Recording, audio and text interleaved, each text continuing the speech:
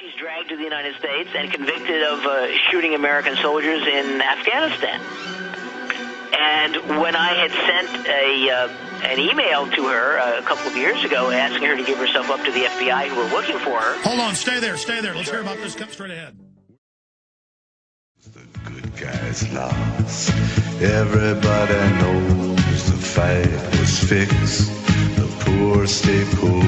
We're back live, final segment with our guest. We really appreciate J. Micheal Springman joining us. J. Micheal Springman, Esquire, the former chief of the visa section in Jeddah, Saudi Arabia, and an attorney with 20 years in the U.S. Foreign Service.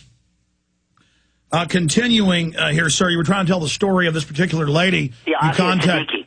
Yes, go ahead. She was a Pakistani, as I mentioned before the break, that she had been abducted in Pakistan and put into American camps or a series of camps, and then ended up being tried in New York for shooting Americans in Afghanistan. They didn't convict her of being the Al-Qaeda gun model that they claimed she was. The FBI was on TV in the Washington area for hour after hour on this, ranting and raving about how she's public enemy number one, without explaining how it was that she could do all these things with 3 small children under the age of 5.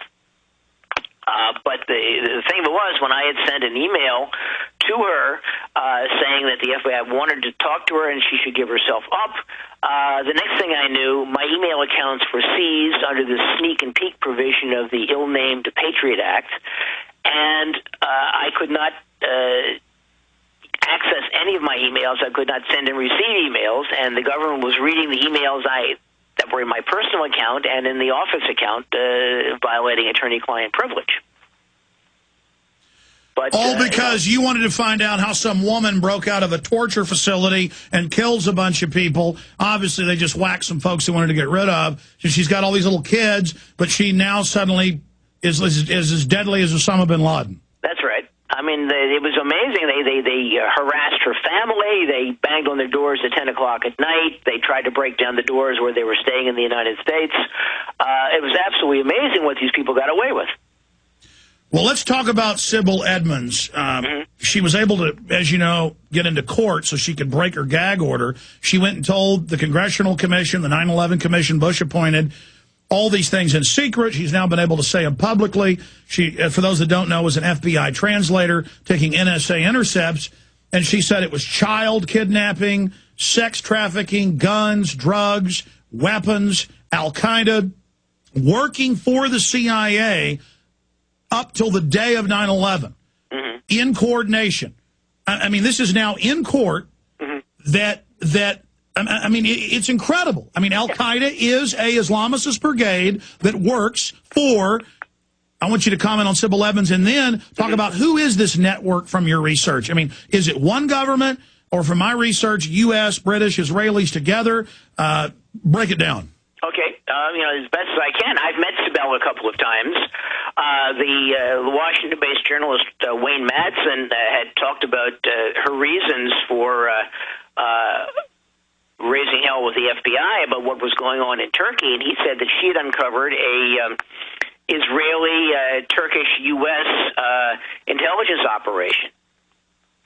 And Sybil is extremely competent. She's very capable. She's very well educated, and she was wasted as a translator at the FBI.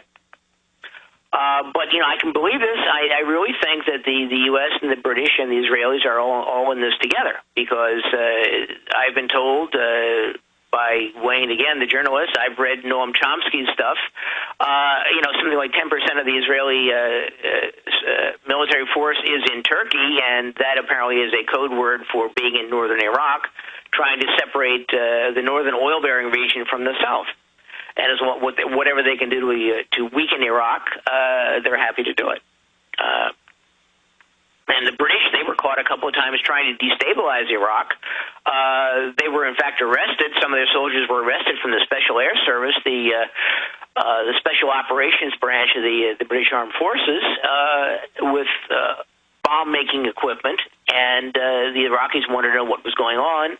And then the British sent a couple of tanks to break them out of jail. So, yeah, I mean... Well, to be specific, they were dressed up with fake turbans and beards running around shooting at police and others, posing as Islamic extremist, and I had Ray McGovern, high-level CIA, for those that don't know, advisor to Ronald Reagan and George Bush Sr., and he said day one when it happened, and months later it came out he was right, but he said from sources in Iraq, they blew up the Golden Mosque, in 2005, to get the Shiites and Sunnis killing each other. I mean, this is the British great game of divide and conquer, and then how many times at the Finsbury Mosque and these other mosques has it turned out that MI6 Muslim operators are running the terror groups? Yeah, I mean, in Iraq, for example, the Muslims and both branches of Islam, the Shiites and the Sunni, and the Christians all coexisted relatively peacefully. And it wasn't until the American invasion, and they were working together to resist the American occupation, that suddenly there began to be fights and explosions and assassinations amongst the various groups. And then once you start them killing each other, then it's real. Yeah, and this is Hatfields and McCoys. You keep going. It's vendetta. And now they're going to play this game here to fully enslave the American people. We have their internal documents. What do we do about this?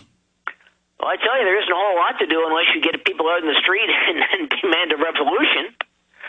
And that's going to be kind of hard because the government has the tanks and the atomic bombs and the people don't.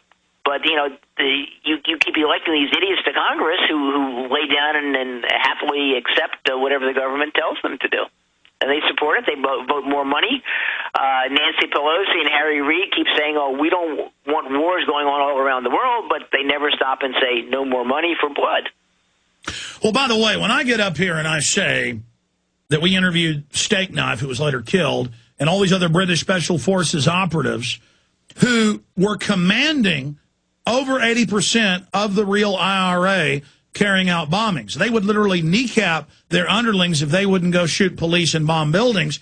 That was used to stay in Northern Ireland for 3 decades. That's now been in major British papers. And then they killed a bunch of people that spoke out. I mean, this isn't a game we're talking about here.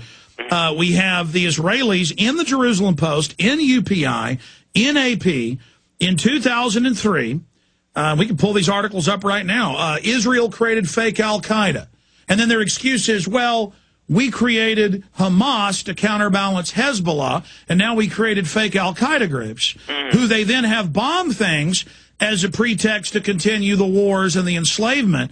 I mean, this is not just us saying this. This is a fact, and that's why Cass Sunstein, the White House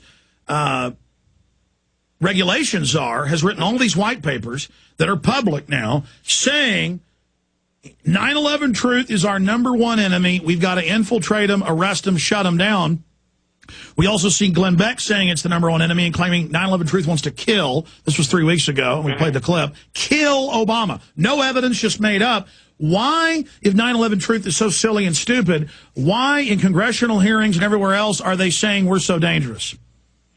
Well, because they question the received wisdom of the government's viewpoint, that they say there's something not right here. Sometimes perhaps they go to the extremes and then they get focused on nitpicking details. But by and large, the thrust of the 9/11 truth people is, we don't accept your lies. We want a real investigation. And, of course, that doesn't happen. It's very frustrating. Morris Berman wrote an excellent book called Dark Ages America, in which he goes into great detail about how the United States is collapsing, and there's no way out of it. It really is collapsing, and people in government, how do they get CIA and MI6 and Israeli intelligence? And Edmonds said it was also Pakistani was involved, and Saudi Arabian. They're all together. How do they get the average CIA officer to be involved killing 3,000 Americans? Well, I know the answer, but I want to get your take on it. Go ahead.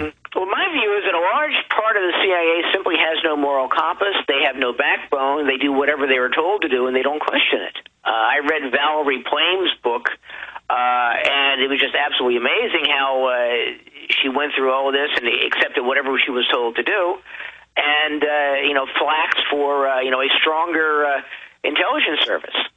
And it's outrageous that, we have the best means of knowing what's is good for you, and you don't know all that we know, so therefore you shouldn't participate in any of these decisions. That's it. It's the power trip, it's the sex, it's the money, it's the drugs. But more importantly, they've got a lot of ideologues. You know, we can't forget in this whole thing, Christian Zionists.